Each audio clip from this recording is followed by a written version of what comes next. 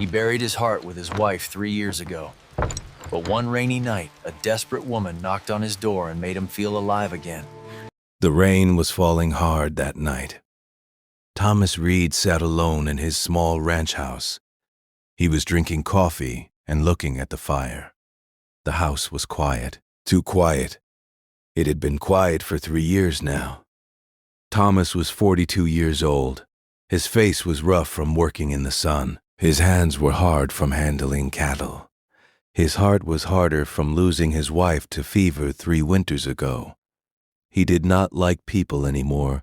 He did not go to town. He did not talk to neighbors. He just worked. He woke up. He fed the cattle. He fixed fences. He slept. That was his life now. Then he heard a knock on his door. Thomas put down his coffee cup. Who would come here? It was almost midnight. The rain was like a river falling from the sky. He picked up his rifle and walked to the door. He opened it slowly. A woman stood there. She was wet from head to toe. Her dress was old and torn at the bottom. She had a small bag in her hand. Her hair was dark and stuck to her face. But her eyes were green like spring grass. "Please," she said. Her voice was shaking.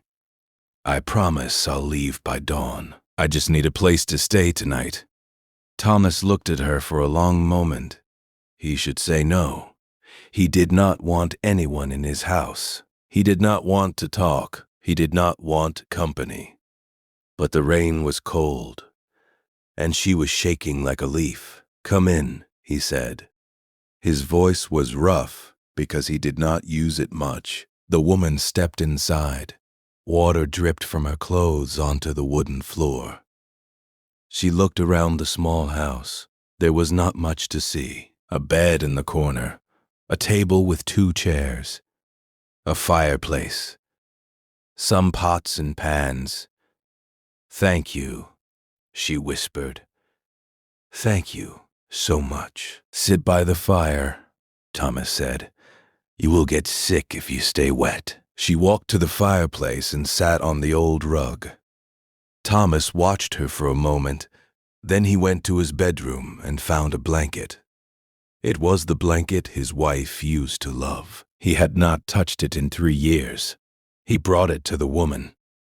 "Use this," he said. She looked up at him.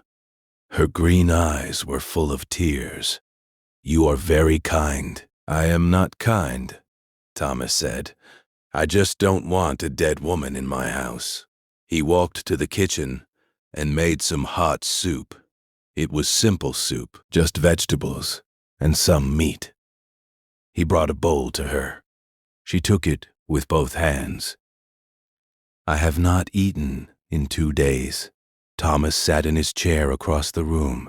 He watched her eat. She was thin, too thin. Life had been hard for her. He could see that. "What is your name?" he asked. "Clara," she said. "Clara Bennett. I was married. My husband died 6 months ago. I am sorry. Don't be. He was not a good man." She stopped eating for a moment. "He left me with nothing. No money. No home. His family took everything. They said I was not really his wife because we married in secret." Thomas said nothing. He knew about cruel people. The world was full of them. "Where are you going?" he asked. "I don't know. West, maybe. I heard there is work for women in California. Cooking, cleaning, anything. California is far from here." "I know. But I have nowhere else to go." Those words hit Thomas in his chest. Nowhere else to go. He knew that feeling. After his wife died, he felt the same. He had nowhere to go. So he stayed here, alone, bitter, angry at God for taking her. "You can sleep in the bed," he said. "I will sleep in the barn." "No," Clara said quickly. "I cannot take your bed. The floor is fine for me. The bed is warm. Take it. She looked at him with those green eyes again. Why are you helping me? You don't know me. Thomas stood up and walked to the window. The rain was still falling. He could see nothing outside, just darkness. My wife died 3 years ago, he said slowly. She was sick. I could not save her. I could not do anything. I just watched her die. Clara was silent behind him. Before she died, she told me something. She said, Thomas, don't let your heart turn to stone. Help people when you can. Love again when you can. He turned to look at Clara. I did not listen to her. I closed my heart. I stopped helping people. I stopped everything. But tonight, I don't know. Maybe I am tired of being alone. Clara stood up.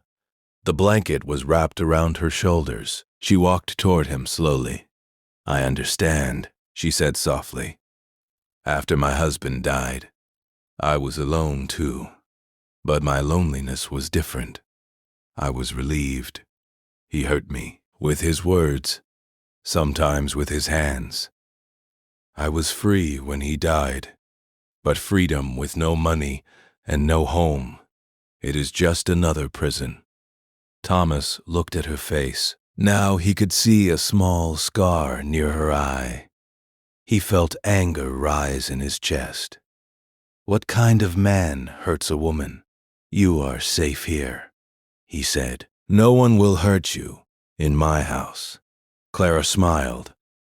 It was a small smile, but it was the first real smile Thomas had seen in 3 years. Thank you, Thomas. That night, Clara slept in the bed. Thomas slept in his chair by the fire.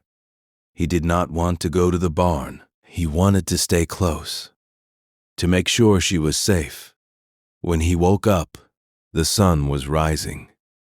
The rain had stopped. He looked at the bed. It was empty. Thomas felt his heart drop. She was gone. Of course she was gone. She promised to leave by dawn. He stood up quickly and walked outside. Clara was standing by the fence. She was looking at the cattle. Her bag was at her feet. She was ready to leave. You are awake, she said when she saw him. You are leaving. I promised. Thomas walked toward her. His boots were heavy on the wet ground. He stopped a few feet away from her. Where will you go? I told you. California. That is 2 months of walking, maybe more. You have no food, no money. You will die on the road. Clara's eyes became wet. I have no choice. Thomas took a deep breath. His heart was beating fast. He had not felt this way in 3 years. He was scared, but he was also hopeful, and that scared him more. Stay, he said. Clara looked at him with surprise. What? Stay here. I need help with the ranch. I have too many cattle and not enough hands. You can work here. I will give you food and a place to sleep. You can save money. Then you can go to California if you still want to. Clara stared at him. You don't know me. I could be a thief. I could be a liar. Are you? No. Then stay. Clara was quiet for a long moment. The morning sun was making her dark hair shine. Thomas thought she was beautiful. He had not thought any woman was beautiful since his wife died. Why? Clara asked. Why do you want me to stay? Thomas looked at the ground. Then he looked at her eyes, those green eyes that made him feel something again. Because I am tired of being alone, he said. Because my wife told me to help people. Because when I saw you last night, I felt something I have not felt in 3 years. What did you feel? Hope. Clara's tears fell down her cheeks. She wiped them with her hand. "I will stay," she said, "but only if you promise me something." "What?" "Promise me you will not let your heart turn to stone again. Your wife was right. You should love again. You should live again." Thomas felt his own eyes become wet. He had not cried in 3 years. "I promise," he said. Clara smiled. It was a real smile this time, bright and warm, like the morning sun. I'd not leave that dawn. She did not leave the next dawn either, or the one after that. She stayed. And slowly, day by day, Thomas learned to live again. He learned to smile again. He learned to love again. His wife was right. His heart did not have to be stone. All it needed was a reason to be soft again.